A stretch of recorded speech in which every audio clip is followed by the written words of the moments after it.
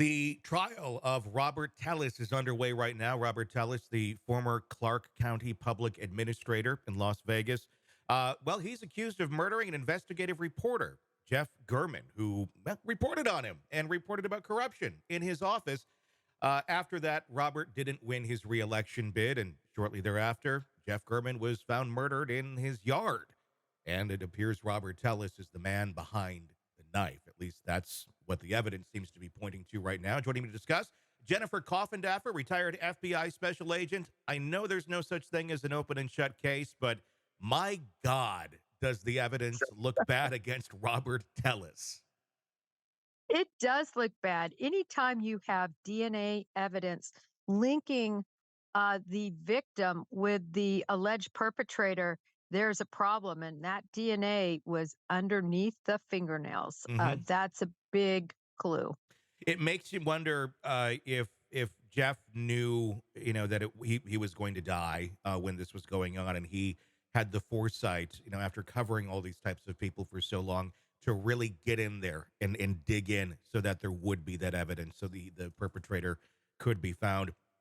And really, when we're talking about DNA evidence, this is one you really can't plant. I suppose there's ways of it, but I mean, underneath the fingernails like this, and then he's got a cut up finger. It looks pretty damning, and that's just the tip of the iceberg. Right. No, you're absolutely right. A couple of points on that. First of all, in self-defense, that is something we always teach in our classes, that listen, if you are, at the mercy of your perpetrator, leave some bit of yourself on them, whether Mhm. that's scratching them, whether that's spitting, whether that's biting, so that the case can be made. I know all that sounds kind of morbid, but it's kind of the last thing, detail we leave to people. And the other thing is, I'm just picturing because he was stabbed. So I'm picturing, this victim just grabbing him and trying to grab at the arms and digging his fingernails in a defensive posture as well. Uh, Perhaps a combination. Yeah. It's amazing to me just how stupid it appears that uh, Robert is on this. It's almost like he watched a crime show or something and said, "I'm going to do the opposite of everything that this successful criminal got away with." I mean, literally wearing a blaze orange outfit, a hat that I can only, I mean, it's a giant sun hat. It reminds me almost of like Mortal Kombat. And then the sneakers and all that. And then at the end, he just chops them up in his garage and leaves them around his house into pieces, like that's going to somehow negate the evidence. What do you think was going through his mind, or not going through his mind, with all of that?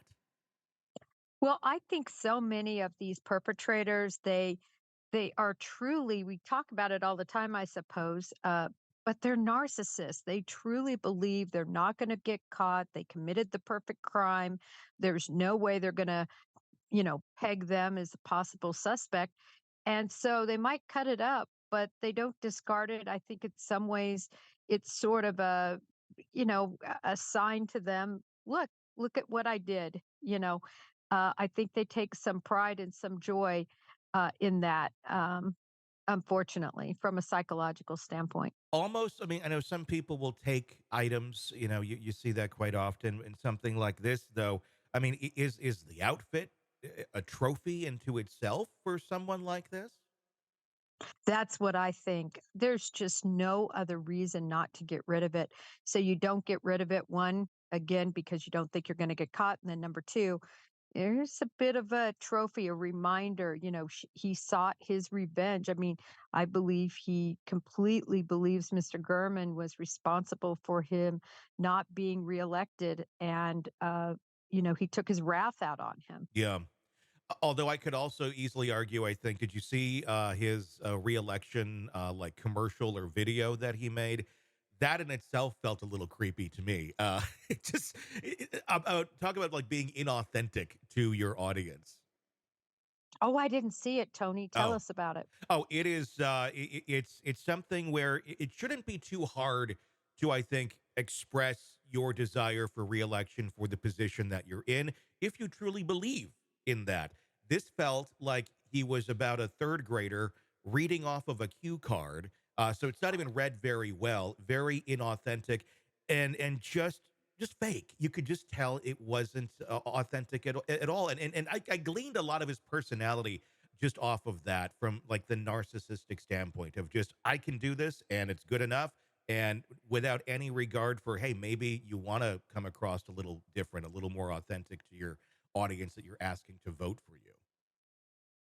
Well, when you look at the statements made by his staff, how hostile the environment was, Hmm. being yelled at, being told they couldn't talk to one another, um, you know, cohorting us, apparently with one of them.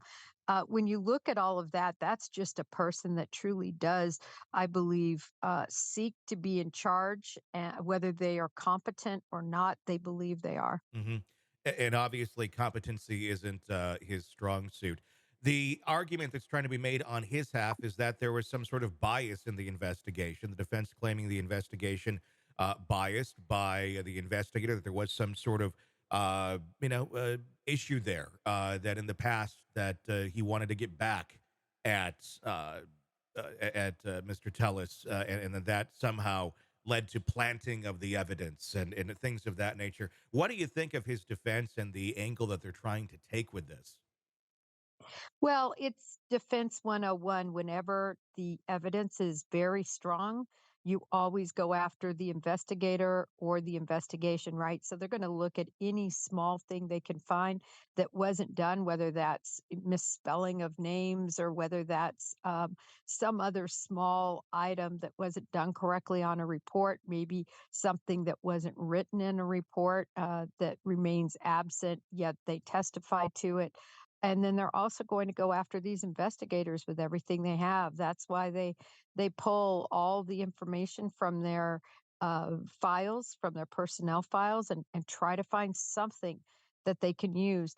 That's the only way to sort of try to dangle the carrot away from the evidence, so the jury will start looking in one direction and not at truly the evidence that is really impactful in this case. Do you think there is any reasonable doubt in here when it comes to that with the investigation? I know there can be some arguments here of bias, and we've seen other cases where the investigators screwed it up. I mean, and then the jury is confused. Look at Karen Reed. Look at that case. In that, yeah, Proctor. In that one. In this one, you're almost starting to wonder: is it sort of the same sort of deal where it's going to be a technicality that confuses the jury, despite the overwhelming amount of evidence here that points to Robert Tellis being the individual that stabbed and murdered Jeff Gurman? Right, that's going to definitely be the defense's goal. But it's hard to, as you mentioned before, you can't plant DNA underneath one's fingernails. How did these investigators get into the house to plant, shredded up straw hats? The gait, remember Hmm. the gait of the perpetrator is very similar to the accused, and then finally, there's a vehicle match, Yeah. that was caught on video and then matched up with the vehicle in the location of the accused. So when you look at all of those are factors that you really just can't come together as a frame job. We're told that he's probably going to testify in his own trial here. What do you think we're going to see when he takes the stand?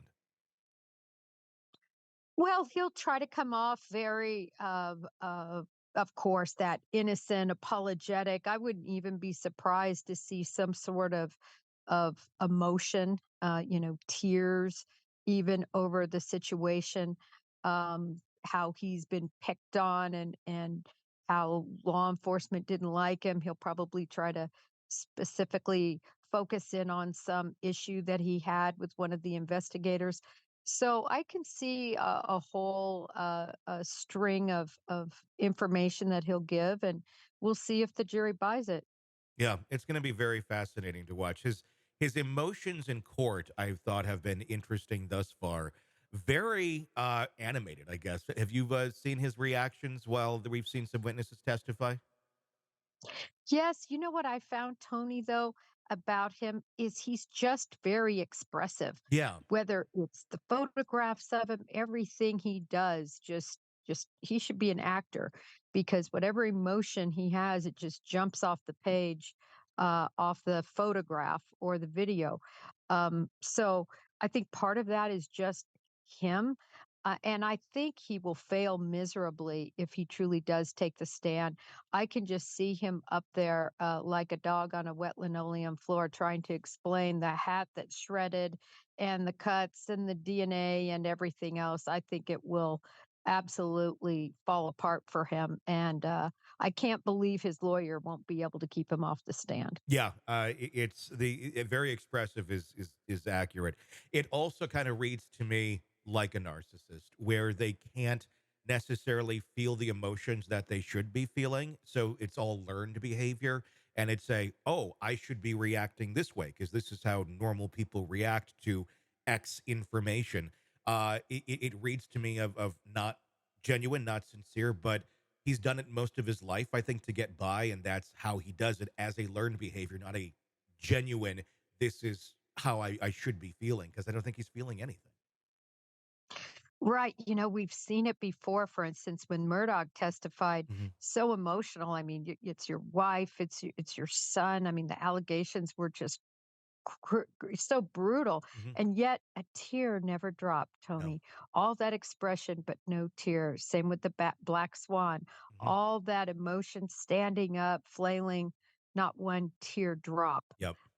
So we've seen it again and again. Scott Peterson, another good example. When you watch his interviews where he seems so sad, his words seem sad, absolutely no teardrops. And as soon as the camera was off, just jumped up and, Hmm. removes the mic like it was an acting job. Yeah, flipping a switch. I mean, I feel bad for people where that's how they live their life. But the reality is there's people out there like that, and not everybody goes and kills people. But it is scary because it then opens up the opportunity for them to have that ability because they're missing that part of themselves. It's going to be interesting to watch how this all wraps up.